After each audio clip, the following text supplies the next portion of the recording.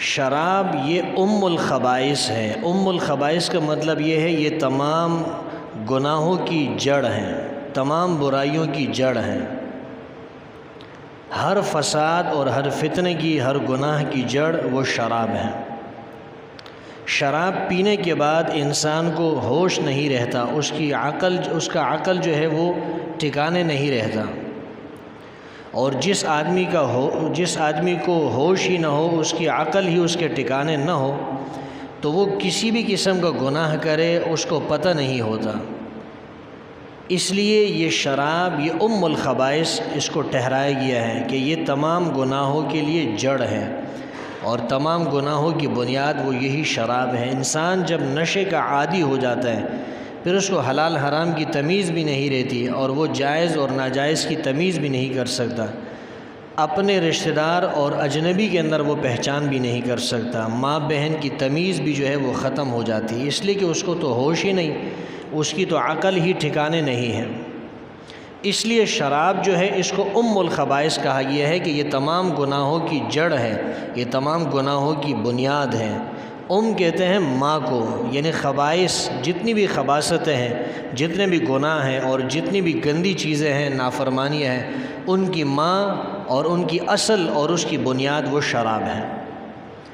جب انسان شراب کو شروع کرتا ہے تو پھر وہ دوسرے گناہوں کی بھی پرواہ نہیں کرتا، ان گناہوں کے اندر بھی لت پت ہو جاتا ہے۔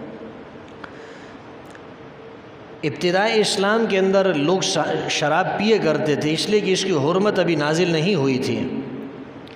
اسلام کے آنے سے پہلے عرب معاشرے کے اندر شراب جو ہے بڑے پیمانے پر پی جاتی تھی۔ وہ معاشرہ شراب کا رسیہ معاشرہ تھا، شراب کے عادی تھے۔ شراب اس طرح تھا جس طرح آپ کے ہاں کولڈ ڈرنک وغیرہ استعمال کی جاتی ہے، جس طرح عام لوگ کولڈ ڈرنک استعمال کرتے ہیں، جوس کا استعمال کرتے ہیں، بلکہ اس سے بھی زیادہ جو ہے وہ شراب کا استعمال کیا کرتے تھے۔ گھروں کے اندر جو ہے وہ پورے مٹکے اور پورے گڑے وہ بھرے رہتے تھے شراب سے، اتنے جو ہے وہ شراب کے عادی تھے۔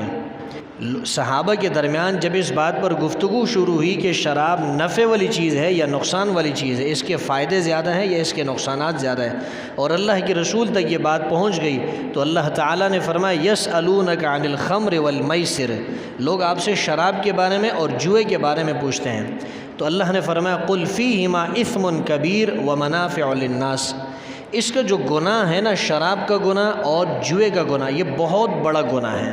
اللہ فرماتے ہیں کبیر، اللہ نے اس کو بڑا گناہ فرمایا، اللہ نے اس کو کبیرہ گناہ فرمایا۔ ومنافع للناس، دنیا کے کچھ فائدے بھی ہیں۔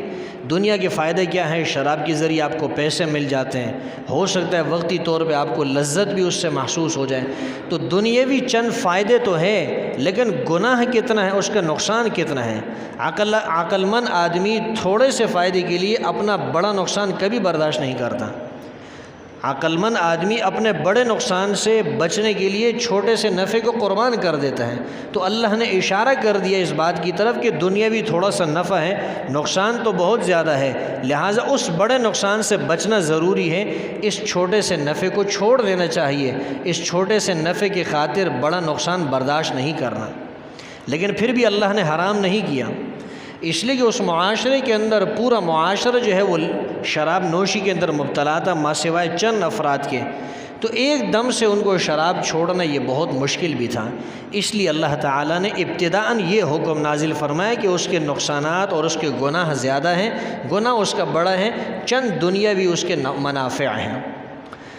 لیکن پھر ایک مرتبہ ایسے بھی ہوا، ترمذی کی یہ روایت ہے کہ کچھ صحابہ غالباً حضرت عبدالرحمن ابن عوف رضی اللہ تعالیٰ عنہ کے ہاں انہوں نے کوئی دعوت کی تھی، اس دعوت پر جمع تھے اور مغرب کی نماز کا وقت ہوا، اتنے میں ایک صحابی جو ہے وہ نماز پڑھانے کے لیے آگے ہو گئے، تو چونکہ شراب حرام تھی نہیں، حرمت تو ابھی نازل ہوئی نہیں تھی، شراب اس وقت اس کی کوئی ممانعت نہیں تھی، تو جب صحابہ نے شراب کا استعمال کیا، شراب پی، تو جو صحابی نماز پڑھانے کے لیے آگے کھڑے ہو گئے تھے، جنہوں نے نماز پڑھانا شروع کی، انہوں نے نماز کے اندر غلطی کر دی، تلاوت کے دوران ان سے غلطی ہو گئی۔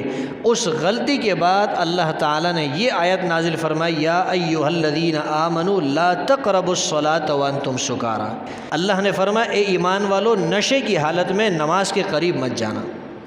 جب تم نے شراب پی ہے، نشہ کیا ہوا ہے، اس حالت میں نماز کے قریب نہیں جانا ہے۔ یہ تنبیہ اس بات کی تھی کہ یہ آہستہ آہستہ حرمت کی طرف یہ حکم جانے والا ہے، یہ شراب حرام ہونے کی طرف جا رہی ہے۔ اور یہ فرمایا اللہ نے کہ جب نماز کا وقت ہو اس وقت جو ہے شراب نہیں پینی ہے، نشے کی حالت میں نماز کے قریب مت جانا۔ اب اس کا یہ مطلب تو نہیں کہ نماز چھوڑ دی جائے، مطلب یہ ہے کہ نماز تو پڑھنی ہے، لیکن جب نماز کا وقت ہو، قریب ہے نماز کا وقت، اب شراب نہیں پینی ہے، اب شراب پینے کی اجازت نہیں ہے۔ تو بے شمار صحابہ جو ہے وہ شراب کے پینے سے رک گئے اور وہ سمجھ گئے کہ یہ اللہ تعالیٰ کو پسند نہیں ہے، اس کو نہیں پینا چاہیے۔ لیکن چونکہ مکمل طور پر شراب کی حرمت نازل نہیں ہوئی تھی، اس لیے کچھ لوگ اب بھی اس معاشرے میں ایسے تھے جو شراب پیا کرتے تھے۔ پھر اللہ تعالیٰ نے یہ حکم بالآخر نازل فرمایا کہ انما الخمر والمیسر والانصاب والازلام رجس من عمل الشیطان، فرمایا شراب، جوا اور یہ جو بت ہیں، اسی طرح یہ جو پانسے ہیں جو تیروں کے اوپر نام لکھے ہوتے ہیں یا تیروں کے اوپر جو ہے لکھا ہوتا ہے کہ یہ کام کرنا ہے یا یہ کام نہیں کرنا ہے، لوگ اس سے جو ہے فال نکالا کرتے تھے۔ اللہ نے فرمایا رجس من عمل الشیطان، یہ چاروں کام رجسن، یہ گندگی ہے، یہ پلید کام ہے، من عمل الشیطان، یہ شیطان کے کام ہے۔ آپ اندازہ لگائیں کہ اللہ نے شراب کو اتنی اس کی حرمت بیان کی کہ اس کو اللہ نے الگ ذکر نہیں کیا۔ جوئے کی حرمت کتنی ہے آپ سمجھتے ہیں، بتوں کی حرمت کتنی ہے، اور اسی طرح یہ جو آپ فال نکالتے ہیں غلط طریقے سے، اس کی حرمت کتنی ہے۔ اللہ نے شراب کو ان چیزوں کے ساتھ ذکر ہے، یعنی شراب جو ہے یہ بت پرستی کے برابر ہے، شراب پینا یہ شرک کے برابر ہے، اتنا عظیم گناہ تھا۔ اور اللہ نے اسی پر بس نہیں کیا کہ چاروں کو ایک ساتھ ذکر کیا، بلکہ اللہ نے فرمایا رجسن، یہ گندگی ہے، من عمل الشیطان، فرمایا کہ یہ شیطان کا عمل ہے، فاجتنبوہ، اللہ نے فرمایا بچتے رہو اس سے، اور آگے چوتھی مرتبہ فرمایا لعلکم تفلحون، اسی میں تمہاری کامیابی ہے۔ شراب سے، بت پرستی سے، جوئے سے بچو گے تو اس کے کیوں اس بچنا ہے، کیوں؟ اس لیے کہ گندگی ہے، اس لیے کہ یہ شیطانی عمل ہے، اس سے تم نے بچنا ہے، اسی کے اندر تمہاری کامیابی ہے۔ اور آگے اللہ نے فرمایا انما یرید الشیطان ان یوقع بینکم العداوۃ والبغضاء فی الخمر والمیسر، اللہ نے فرمایا شراب کی وجہ سے، جوئے کی وجہ سے شیطان تمہارے درمیان دشمنی بھی ڈالے گا اور کینہ اور حسد اور بغض بھی پیدا کر دے گا۔ یہ جو لوگ جوا کھیلتے ہیں آپ ان سے پوچھیں، ان کو اندازہ ہے کہ جب انسان، جو آدمی جوا کھیلتا ہے اور وہ جیت جاتا ہے تو وہ جو ہارنے والا ہوتا ہے وہ اس جیتنے والے کے ساتھ دشمنی کرتا ہے، اس کے دل کے اندر بغض پیدا ہوتا ہے، بعض اوقات یہ بات قتل تک چلی جاتی ہے اور اس کے اندر جو ہے تباہی ہی تباہی ہوتی ہے۔ اور فرمایا وَيَصُدَّكُمْ عَنْ ذِكْرِ اللَّهِ وَعَنِ الصَّلَاةِ، پھر یہ شیطان تمہیں اللہ کی یاد سے بھی روکتا ہے، اللہ کے ذکر سے بھی روکتا ہے، نماز سے بھی روکتا ہے۔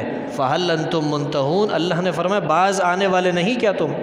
کیا آپ باز آؤ گے کہ نہیں؟ صحابہ نے جب یہ آیت سنی فرمایا ہم باز آ گئے، باز آ گئے۔ کتنی سختی اللہ نے فرمائی شراب کے متعلق، اس کے پینے کے متعلق کہ شراب حرام ہے، اس کو گندگی فرمایا، شیطانی عمل فرمایا، اس سے بچنے کا حکم دیا، اس سے بچنے کی صورت میں کامیابی اللہ نے بتائی ہے، اور فرمایا کہ اس کے ذریعے شیطان تمہارے درمیان دشمنی پیدا کرے گا۔ نمبر 6 اللہ نے فرمایا کہ شیطان اس کے ذریعے تمہارے اندر بغض پیدا کرے گا، فرمایا یہ تمہیں اللہ کی یاد سے روکتا ہے، فرمایا کہ یہ تمہیں نماز سے روکتا ہے، اور اسی طرح اس سے تمہیں رکنا چاہیے، باز آنا چاہیے۔ 9-10 باتیں اللہ نے شراب کی وعید سے متعلق ارشاد فرمائی ہیں، کتنی اس کی حرمت ہے، اور نام بدلنے سے کبھی وہ حلال نہیں ہو جاتا۔ اگر کوئی شخص گائے کے بیل کے پیشاب کے اوپر لکھ دے کہ یہ دوائی ہے، وہ کبھی دوائی نہیں بنتی، اس سے کبھی علاج نہیں ہوگا۔ اگر کوئی شخص کتے کے اوپر بکرا لکھ دے، وہ کتا کبھی حلال نہیں ہوگا، وہ کبھی بکرا نہیں بن سکتا۔ اسی طرح آپ شراب کے اوپر وائن لکھ دیں، آپ اس کے اوپر کچھ بھی نام لکھ دیں، آپ کوئی بھی نام اس کو دے دیں، آپ اچھے سے اچھا نام دے دیں، جب تک اس کے اندر نشہ ہے، وہ شراب ہے، وہ حرام ہی ہے، وہ کبھی حلال نہیں ہو سکتی۔